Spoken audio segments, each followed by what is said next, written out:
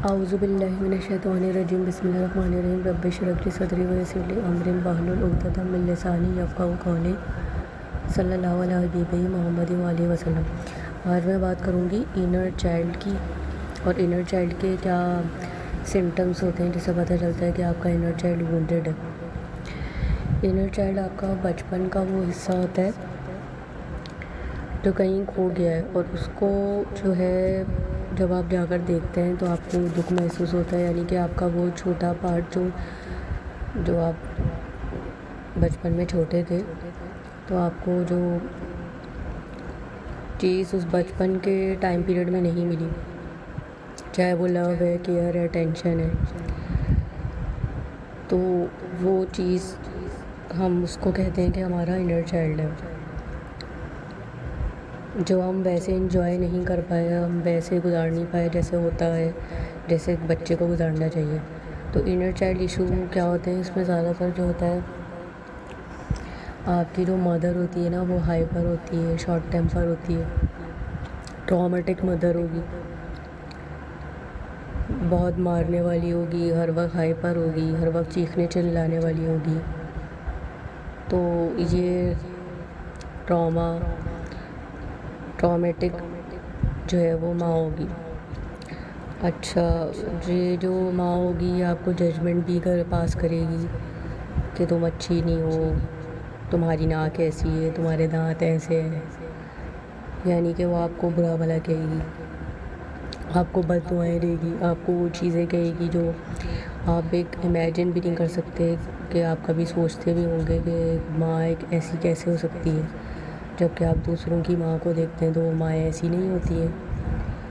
तो ये इस तरीके का आपका बचपन गुजरा होगा। बचपन में जब आप छोटे होंगे तो उसने आपको बहुत मारा भी हो सकता है, बहुत हर्ट भी किया हो सकता है। जिस टाइम पर आपको सपोर्ट चाहिए होती है उसने हो सकता है वो नहीं दी हो, और जिस टाइम पर आपको केयर चाहिए थी उसने नहीं दी, या जिस टाइम पर आपको लव चाहिए था उसने नहीं दिया। तो ऐसी जब लड़की बड़ी होगी तो वो बार बार शीशा देखेगी। फिर पेरेंट्स, डिसफंक्शन फैमिली होती है, पेरेंट्स जो होते हैं वो निगलेक्ट करते हैं, उसको अटेंशन चाहिए। तो ये सब क्या है, पेरेंटल मूड में आ गया, पेरेंटल निगलेक्शन में आ गया। कुछ हमारी फैमिलीज़ में कंपैरिजन होता है, जैसे लड़के को ज़्यादा दिया जाता है, लड़की को कम दिया जाता है। तो जैसे कि हमारे घरों में होता है, पुराने वक्त की जो औरतें होती हैं वो लड़कों को ज़्यादा अच्छा खाने देती हैं, कहती है कि लड़कों को ज़्यादा खिलाओ, इनको कम आना है। लड़कियों को ऐसी खाना दे दिया जाता है कि इनको क्या करना है, इनको तो घर में रहना है। इस तरीके का एनवायरनमेंट होता है। तो जब ऐसी फेमिनाइन डीएफ बड़ी होती है तो उसको लाइफ में स्ट्रगल भी बहुत मिलता है। उसको कोई चीज़ इतनी आसानी से नहीं मिलती जैसे और लोगों को मिल जाती है। वो हर एक एरिया में स्ट्रगल करती है, चाहे उसका कैरियर हो, चाहे उसका रिलेशनशिप हो, चाहे उसका फाइनेंस हो। इस तरीके की उसको स्ट्रगल फेस करना पड़ जाती है। फिर हम आते हैं सिम्टम्स क्या होते हैं वुंडेड इनर चाइल्ड के।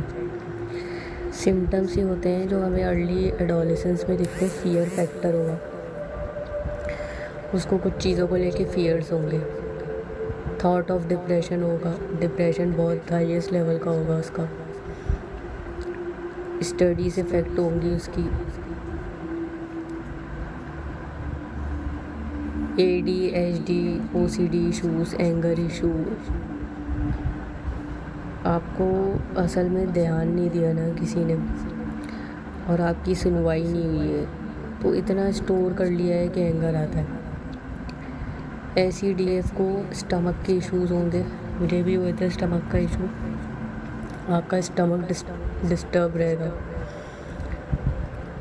जब आप मदर के मुंह से कट होते ही सेफ्टी इशू आने लगता है आपको ना, तो इनसिक्योरिटी फील करेगी, सेफ्टी फील नहीं करेगी, सेफ्टी का बहुत इशू होगा।